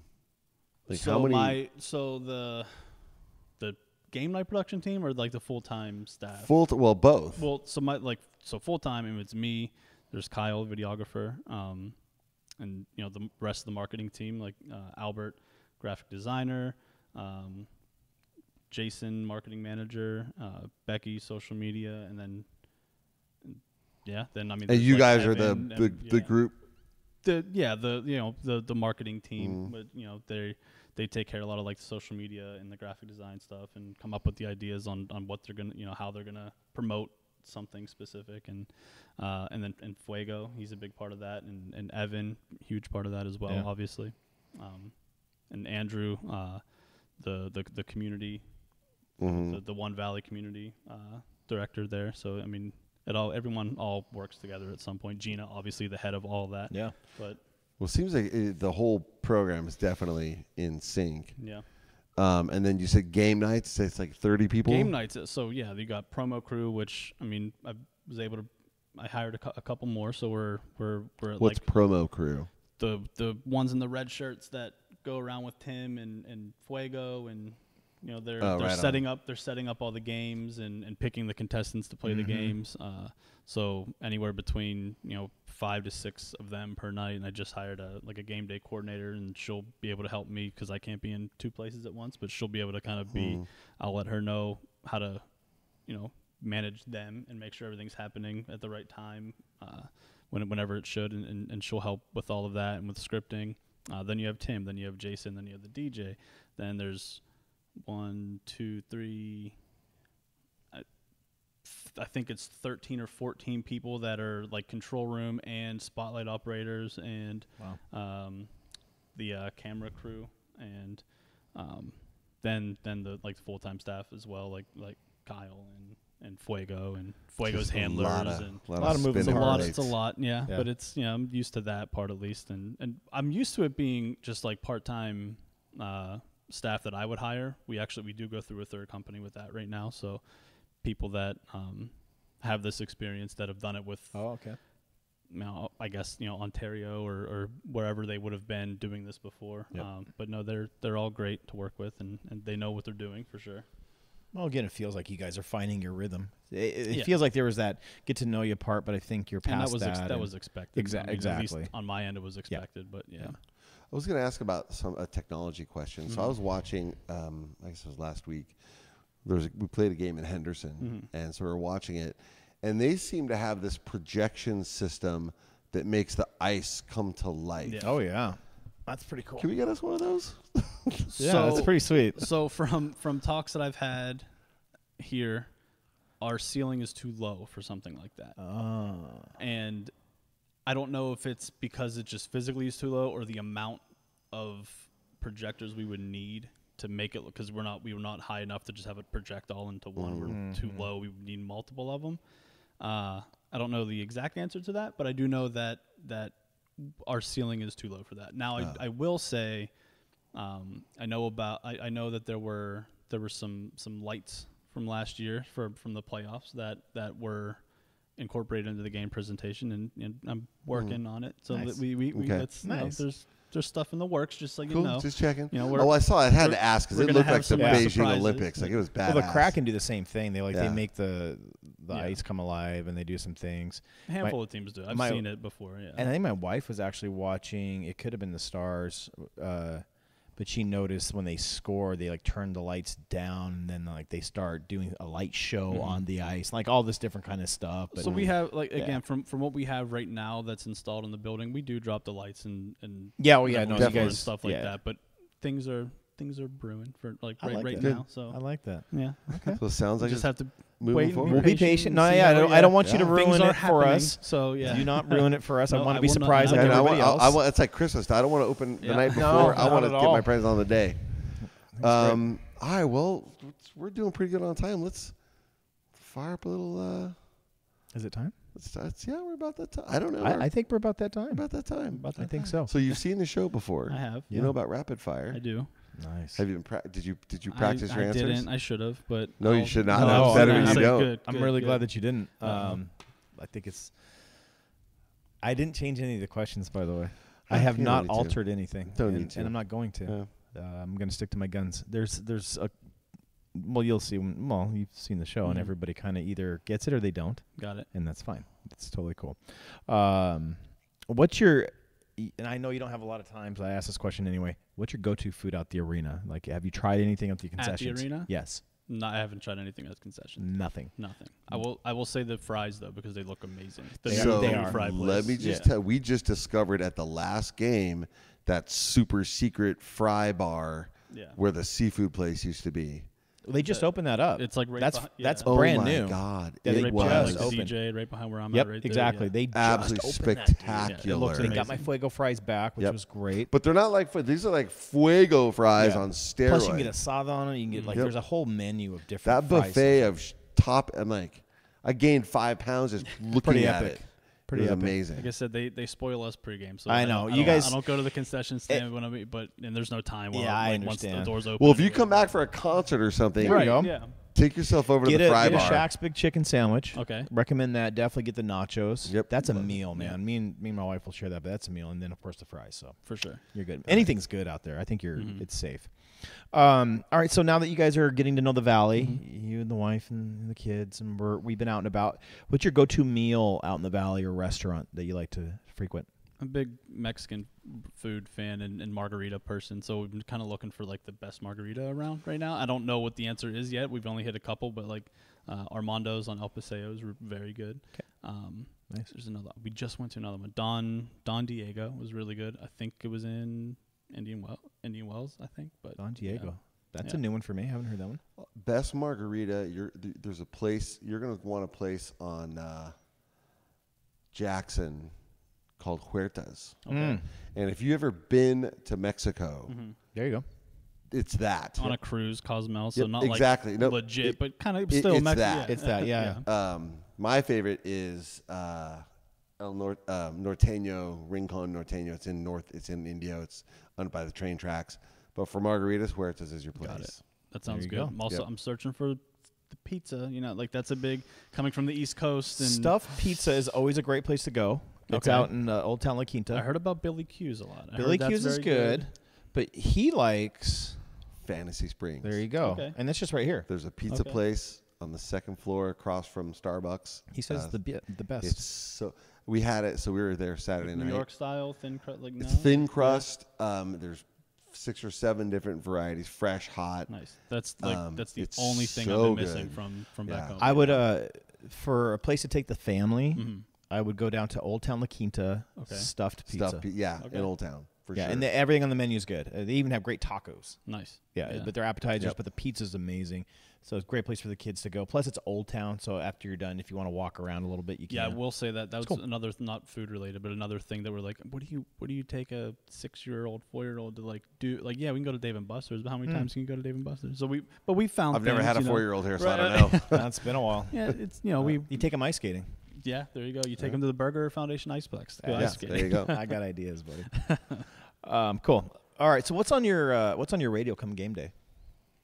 What do you listen to? You kind of alluded to some of your favorite Yeah, bands. I'm but just gonna be taking back Sundays. It's gonna be Mac Miller a lot for some reason. Yeah, I'm again from Pittsburgh, so Mac Miller hits a little different to me. But and then- that's what we're on game day. yeah, pretty for steady. for me personally. Yes. It's Mac Miller, and then it's it's everything. It's everything. From emo to screamo to metal to now Country Roads, and then Beautiful. and some Mac Miller and Wiz Khalifa. I don't So know. I like hearing what you're saying about your artist for music, because when I'm in the arena and we hear that that intense metalhead music, now I know where it's coming I've from. scaled back a little. And when I at first there was a lot of it. There was a lot of it. Yeah, it was great. And that's just that was kind of my style, and I was used to that. A different crowd. You're talking like Flyers hockey, like it's different. Philadelphia. Dude, my wife sports. loved it. She's Really? That's her. Yeah. She's East Coast. I scaled it back a lot, but it's still in there. You've done a good job. You'll I think still there's a hear- good blend of everything in there now. play a lot of wrestling theme songs too, because they just hit different. They hit some the WWE stuff like Time to Play the Game, like the Triple H theme song. And, Dude, don't. Great influence. I believe you. Okay. there are a handful of those, but All right. So what does a treat yourself day look like for you? If you even If you one. get No, one, yeah. I know you got Oh, the kids man. in the like. When you go to spoil yourself, what are you doing? I am not so much here because it's you can't do it right now, but would be making a bet on a football game and getting a 6-pack of beer and watching the bet play out. Yeah, you're not doing that here. They can't do that here, so that's why I'm trying to here. Going to the pool and bringing that 6-pack instead of watching that, taking that to the pool There and you hanging go. out in the hot tub and You're letting learning. the kids go crazy and You're learning. doing whatever Yeah. they're doing. But yeah, Okay. and then finding that margarita. I'm still trying to Stick with Dave. try. I'll have you come over to the house. I'll make you one. Yeah. He's the man when it comes to like Yeah. and he knows the good spots. I will say, speaking of watching football and stuff like that, it's different starting at 10 a.m. than 1 p.m. And because East Coast 1 p.m. used is to when it. it would start, and but I like it in a good way, and it makes the fun last longer all day Just long. makes Oh, it's all You day just long. start, you Day just lasts start longer. early. Yep, It's exactly. awesome. It's great. Heck I yeah! love it. I mean, it's early Yeah. morning, and then you got Bloody Sunday Mary, night, first game. Yeah. Sunday night perfect. football, and then you wake up and it's Monday. And you're like, this is Love great. Are you a DC or an MCU guy? Neither. I'm not. Yeah, neither. First time we've had a Which one neither. is Spider-Man? That's MCU. So MCU, because All my right. kid's a big Spider-Man. So fan, who's your favorite superhero? Personally, my favorite. I don't know. I guess Batman. If I had, That's I, DC. That's DC. Oh, so now I gotta go do. See, I picked Spider-Man for my kid, and now I they're gotta not go mutually. there. You can like one and the other. It's okay. Yeah. No, that's one thing. I guess Batman. Yeah. He's dark. Yeah. Right. Yeah. He's got the. It's in step with what with the vibe that I'm getting. So that makes sense. I like that. What other profession? I think we did touch on this, so I guess I have to still ask the question though. But what other profession other than what you're doing now would you have liked to try or done? Yeah. I mean, it would have been writing and directing film or TV, Films, which that's not dead yet. But Yeah. That's And you're a heck of a lot closer. I mean, Hey, exactly. That. Well, was, anymore it doesn't matter because there's so many content platforms. that's true. Back in, I don't know how old you are, but back when I was a kid, studios made like 6 movies a year, Yeah. and that's all you got. Yeah. Yeah. Well, now, shit. With all the streaming, Anything devices. that wants to get Streaming made gets in general, made. Yeah. Mhm. Yeah, and Yeah. the indie stuff can get out anywhere, Yeah. which is great. I think Yeah, that's pretty awesome. I think it's good too. I mean, there's the bad thing about streaming is like streaming would be there's just too much of it. Like, Right. Everything's kind of, it feels like it's like kind of watered down. We're getting oversaturated. Right. I mean, it's not like I just miss going to Blockbuster and finding your movie there based on what the cover looked like. Yeah. And now it's just a thumbnail on a thing, and you just keep scrolling until something. I don't know. So I have to ask the question because now that you bring up, you said Blockbuster, and I'm like, God, I don't think this kid's old enough to know. Like, how old are you? Because your references Whoa, seem to. really? You How can't old ask him, how old do you think I am? I want to say you're probably in your early 30s. Yeah. 34. I'm 34. Okay, was so I'm born in not 89. too far off, but I mean, some of these references, and I'm like, Yeah. Well, that mixed he's with an old 3 soul. kids and yeah, old soul, I guess. Because I mean, yeah, I don't know. It's awesome. I mean, 39, you were kind of on the tail end of Blockbuster. Like, Me? it was on its way out. he's 34. I'm 34. 34. 34, even more so. Well, that's what But I'm like. yeah. Blockbuster and Hollywood what? Video, like that's we had them in Pittsburgh, and Wow. I remember wild. Blockbuster, Hollywood Video. I'm trying to think if there's another one. I don't. and like off the top of my head, I can't think of another big one like that. But I remember them because they shared the same build. Like it was first a Blockbuster, and then it shut down, and then became a Hollywood Video. Yeah. No, I remember them vividly. Yeah. Just the references are awesome. All right, so but just since we're talking, your experience and memory with Blockbuster and Hollywood Video, probably DVDs. No, VHS. I mean, mostly. So you don't go back to the VHS days. Mostly DVDs. Yeah. But you don't remember having to rewind. Be kind and rewind. Get in trouble for not rewinding. But yes, I definitely 100% would have rented VHSs from. I know that's what I'm saying. Maybe I'm not as old as I thought I was. You're not. I don't know why you keep going. All right, very but good. I will. Yeah. But you're right. The majority of that time would have been. It had been DVDs. Yeah. And renting like Nintendo 64 games and things like that. Oh yeah. Oh, I never. That's not. That's my. I always got in trouble for not rewinding my DVDs. I remember renting. So when I was a kid, I remember renting the NES. Okay, like the actual system. Yes. Oh, okay. Like you could rent the NES back. I remember renting the games for the systems, but I don't remember renting the actual systems. Wow. Yeah, because well, we couldn't quite afford it quite at the time, but my mom was like, "Okay, we'll rent it." So we would rent it for like you could rent it out for like a week. Okay. And then you rent like 4 games to go along with it. And that's what we did. That's awesome. Dude, it was so crazy. It was the first Nintendo. Got it. I believe you. Yeah. Okay, just anyway. Super Nintendo was the best. Oh. Or, no, Nintendo 64. Well, that was the one with James Bond and with it's GoldenEye. It's Mario Kart. World. It's Mario. The 3D Mario. Yeah, and then it's Star Fox with the Rumble Pack. I mean, that's when the Rumble Pack. Yeah, all the I'll bring wrestling back again. Whatever. Yeah. All the wrestling games like No Way Out. All that. They were great for. Dude, we had 64. Tetris that we played on there that you could play 4-player. Tetris. That was awesome. I still have it. I still have that. I still have. You still have your 64? I do. Damn. That's awesome. I still have the GameCube. I liked GameCube. GameCube was great. GameCube was great. Yeah. My kids have a Switch. I like it. They love it. That's cool. When I was working there. That's when the birth of the Switch was coming out, and we didn't call it that at the time, and so it was really bizarre. Nice. It was this ambiguous name. Huh? Because what was in between the Wii? The Wii would have been in between. It was the Wii and then Wii U. And they sunset and killed Wii U because it just didn't do what they thought, and they that's when they were like, okay, we need to come up with a new console. And it took a little while in between. It took a long while, and then the Switch. And the Switch came out. Yeah. All right, I want to ask both of you. Sorry. No. I'm fast because I'm not. I didn't like my video game is not. I was a grown ass man by the time PlayStation 4 came out and Red Dead Redemption and great game. Grand Theft Auto. Another good one.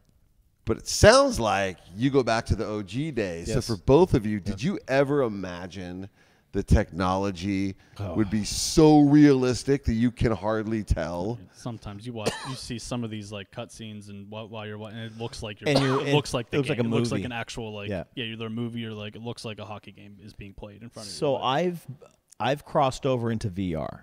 Oh, okay. I haven't, but that's awesome. Yeah. It really is, and I didn't think I was going to like it as much, but a couple Christmases ago, we got the Quest 2. Mm-hmm. Sorry, guys, that we're nerding out. We're totally going a different direction, but this is like my jam. Yeah. And I didn't think I was going to like it quite as much because I'm an Xbox guy. I like Call of Duty and all that stuff because of GoldenEye. Right. Yeah. Boom. So that's my genre. It's my jam. But then I get into VR, and I'm like, oh, I wonder if this is going to be any good. And I talked to my buddy at Nintendo, and he's like, yeah, I just can't get into it, but I know friends who are really into it. He goes, it's just kind of either you're going to – so what you're saying, I as a kid, I always thought it would be cool to be the character. I'm telling you with the VR – yeah, you can. The whole thing and the thing. Man, I'm nerding out in my garage. I have a big area, and you can play like Call of Duty type, and it's very realistic, and it blows your mind. Like it becomes. Do you get like PTSD? Like how realistic is it? It's so insane, and it's only getting better because the 3rd generation just came out, and I want to get that one. But and now you can do augmented reality where you can wear it and be in a room, and now you have it within. I've seen the commercials of you're doing that, and it's getting really, really bizarre. But there's great zombie games. Really, you would love it if you're a horror guy. Would. I mean, and it's not glitchy. It's really great. I put on a pair of the glasses when we had a drone operator last season come and do some cool stuff around the arena, PPL center, and put those on. Couldn't do it. Headache. Couldn't It takes a minute. I was gonna say I don't really have motion sickness or anything like that. But the first time I did that, I was like, yeah, I don't know if I can do that again. So I don't know. Hopefully, I would. There's like certain it if games keep that I doing can't it mess with, really? like flying games.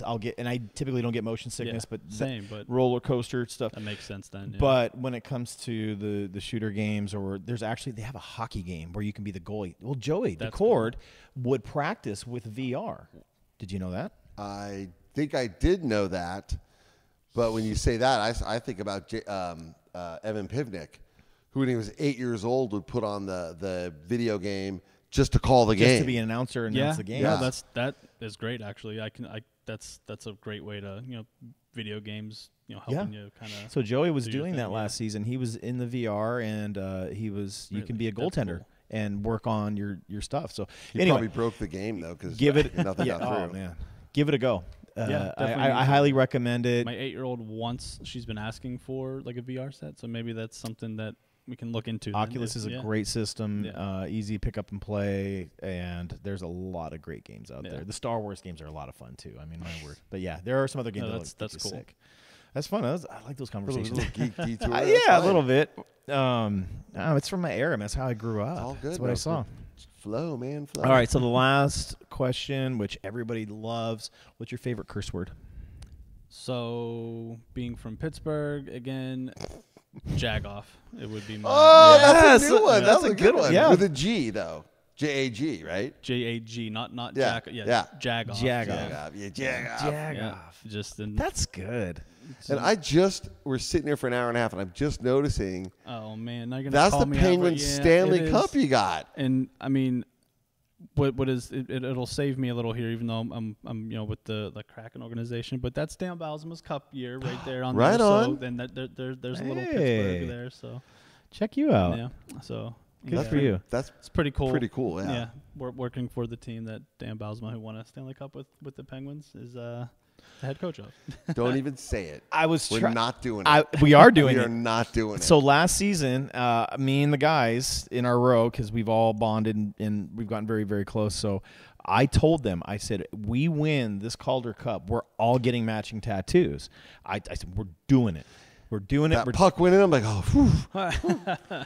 I mean, I got mine already, but yeah, you've got ink. I don't know why you'd be afraid to do that, but I thought it'd be kind of cool. Maybe put our section and our seat really number, cool. And so we all have this connection. Now we didn't get to do it, but when they pull it off, and you and I are going to be there when it happens. Deal's a deal. I said I would. So if they win the Calder Cup this year, we're getting inked up, buddy. You said I would. Now. So. We're all going to go in together. Mike's going to make it happen. I'm going to get Mike involved. Okay. He's doing it. And so that's going to be our – we were so close to doing it. I was so excited. Yeah. Okay. 100% in, yeah. He's in. We're in. Let's go. So this year. Okay. Maybe they just get the cup done and we just get it done this year. I think if any of the players see this, they'll win just with us. Oh, no. They're going to be there too. Smart guys. Yeah. Cole will be there. You watch. He will not. Yes, he will. He'll watch. He'll watch. Yeah, he won't He's not going to get what he'll watch. Some of the guys might do it. I don't know. I don't know them personally yet. Right now, I think Max would do it. He's got ink for days, bro. I know, but he might end up on another team. How do you explain that? But you see, there's been plenty of guys that when they win the Stanley Cup, they get a cup with that logo, and then they win for another team and they get a cup with that logo. It's the cup. It doesn't take anything away from the team that they played for you. What am I going to do? Ruin it? I'm not saying we're going to get the Birds logo somewhere. Like that's, I think, a different thing. But when they win the cup, that's necessary. No, dude, I'm either getting that or that. They're both six. Yeah, pretty good. Pretty strong. Well, man, I really appreciate you being on our show. Yeah, dude, this is so fun. This is so cool. This was a blast. Yeah. So we always ask, but I mean, would you be willing to come back and do this again? 100%. Did you have a good time? I had a great time. That's awesome. I didn't know. Tell your friends. Yeah, no, I didn't know. I was like, I hope I have enough to talk about on with them. Having guys like Grant Fuhr and Gino Lamont and the players, and like, what am I going to talk about? But one of the things about this show is it identifies that. Yeah, man, Grant Fuhr is a legend. Gino Lamont, legend. The players everybody, but that's their part. Each guest. It's a team, yeah. It's the sum of all the parts. Yep. So absolutely, you're every bit as important as anybody else. Appreciate that. And now that you're new to the team, I think there's a lot of folks out there who, I've never seen your face. Yeah. I've noticed you got on the board for sure, but yeah. Well, this cat. Board central over there. Nah, that's his fault. I mean, it is, but that's Well, and the suit obviously calls some come attention, and I have my moments. I've blacked out a few times, and Rob has taken some video. He's like, "Dude, you're absolutely out of control." But I'm not going to slow down. Actually, I think I'm going to ramp it up. I think as we're getting I'll into stay in my go to your room lane, and you can do the dancing and handle all the rest. Sounds good. I think we do what we do. But no, I mean, this has been so insightful, and I'm glad you got on, because I think people watching and listening to this now are going to have a better understanding of kind of how it all comes together. And that's again what this show's about. It's just to shed some light on the entire production and the team and everybody involved. And you have done a great job. And I appreciate big that. shoes to fill, I know. No, there's sure. a lot going on there, but I mean, you've done a great job. So thank you. No, thank you. For sure. That's awesome. Yeah, absolutely, for sure. Can we get a Go Birds from you? Go Birds? Like, do you have a Go Birds? No, so I don't do Go Birds. What do you do? Because it reminds me too much of Philly. Ooh. Go Birds. Oh, not those birds. I know not those birds, Yeah. but so I don't know. My son will do what I like from him the most is he'll imitate Jason, and he'll say, and it's great. So I'll give you what he'll do. He'll just stand there. He'll run around the house and go, "Firebirds go!" Love That's what he does. I So- love it. And Jason is inspiring a new generation. And I send Jason videos of it all the time whenever he does it, and it has to make his day. So all right, so now can you do it and sell it? Sell it right there. Look straight ahead and sell it. Oh man, I'm not a PA announcer, but which one? The Firebirds goal? Yeah. Jason, you're gonna make fun of me this whole time, but they're the next time I see you, but I can't. I don't have the raspiness Sell that out, he does. dude. Firebirds go! You know what? That's good enough. That's not man. Jason. That's Go not Birds. Jason. Go Birds. That's why I'm not on the mic. But appreciate it. Coming in. Appreciate That was so it, man. much fun. Thank you. See? Now that was fun. If you've enjoyed this episode of the Firebirds Fan Zone, please remember to hit that like button. And if you haven't subscribed yet, now is the perfect time. Those likes and subscribes help other Firebirds fans like you find the show so they too can get in on the fun. Till next time, go Birds!